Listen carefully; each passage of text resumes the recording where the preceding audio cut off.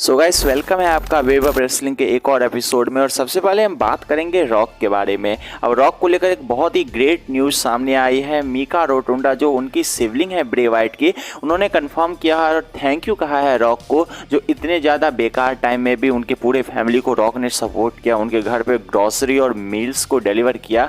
और ये दिखाता है कि रॉक पर्सनली कितने अच्छे इंसान हैं। और ये क्लियरली इंडिकेट करता है रॉक WWE में के फ़ैन फॉलोइंग, बहुत सारे लोग रॉक के फ़ैन होते हैं। इसका बहुत बड़ा रीजन है रॉक का कैरेक्टर, ना केवल WWE में हॉलीवुड में बल्कि रियल लाइफ में भी रॉक कितने अच्छे इंसान हैं। तो रॉक की तरफ से यह एक बहुत ही अच्छा जेस्चर हमें देखने को मिला है ब्रे वाइट और उनकी फैमिली को लेकर। वही हमारी अगली अपडेट सामने आ रही है WWE में मैट रिडल को लेकर। अब रिडल के बारे में मैं ज़्यादा बात नहीं करूँगा, लेकिन कल जो मैंने बात किया था कि उनका जो असॉल्ट वाली बात चल रही थी, अब इसको लेकर बताया जा रहा है कि वहाँ की अथॉरिटी ने कहा है कि पहले दिक्कत रिडल की तरफ से ही शुरू हुई और कुछ वह अजीब ही बिहेव कर रहे थे। और साथ में ही बताया जा रहा है कि वहाँ की अथॉरिटी ने कोई एक्शन नहीं लिया था, लेकिन जैसे ही रिडल ने ट्वीट किया, मतलब इंस्टाग्राम पे पोस्ट किया, उसके बाद हो सकता है कि एक्शन लिया जा सकता है।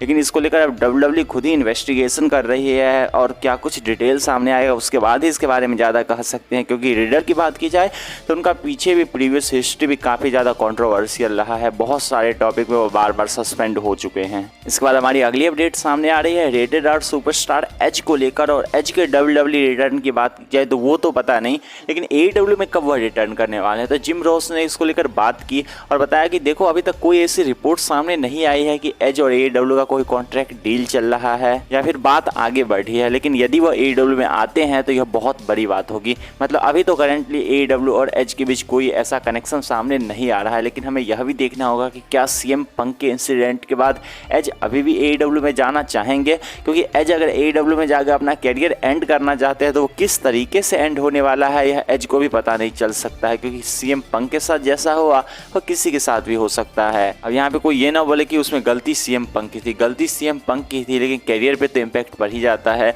तो देखना पड़ेगा कि एज का आने वाला डिसीजन क्या होता है। लेकिन जो हमारी अगली अपडेट सामने आ रही है वो ग्रेसन वॉलर को लेकर है। अब ग्रेसन वॉलर के अगर स्मैकडाउन की शो की बात की जाए तो आने वाले शो में जॉन सीना उनके होस्ट होने वाले हैं, उनके शो पे आने वाले हैं। तो यह काफ़ी बड़ा मोमेंट होने वाला है। उससे पहले ट्विटर पे इन लोगों के बीच वॉर शुरू हो गया है। और ग्रेसन वॉलर का ये आप पोस्ट देख सकते हैं यहाँ पे उन्होंने लिखा है कि thinking it was John Cena that followed you on Twitter is the same energy as thinking the only fan girl you subscribe to watch the one who rated your picture. और यहाँ पे काफ़ी तगड़ा वाला हीट उन्होंने generate कर दिया है जॉन सीना को लेकर। और ऐसे काफ़ी दिनों से वह एक्शन ले रहे हैं जॉन सीना के ऊपर, चाहे मनी इन द बैंक में उन पर अटैक की बात हो या फिर बार बार उन्हें पोक करने की बात हो। तो देखना पड़ेगा, हो सकता है कि हमें जॉन सीना के साथ अगला फ्यूड इन्हीं की देखने को मिल जाए और ऑस्टिन थियरी के बाद उनका फ्रेंड भी Grayson Waller finally John Cena से रेसल करे। और उनका रिजल्ट क्या होता है इसके बारे में तो अभी कुछ कहा नहीं जा सकता। लेकिन जो हमारी फाइनल अपडेट है वह है ड्रू मैकिंटायर को लेकर। अब ड्रू मैकिंटायर का इंटरव्यू आउट हुआ है जहां पे उन्होंने बात की है CM पंक को लेकर।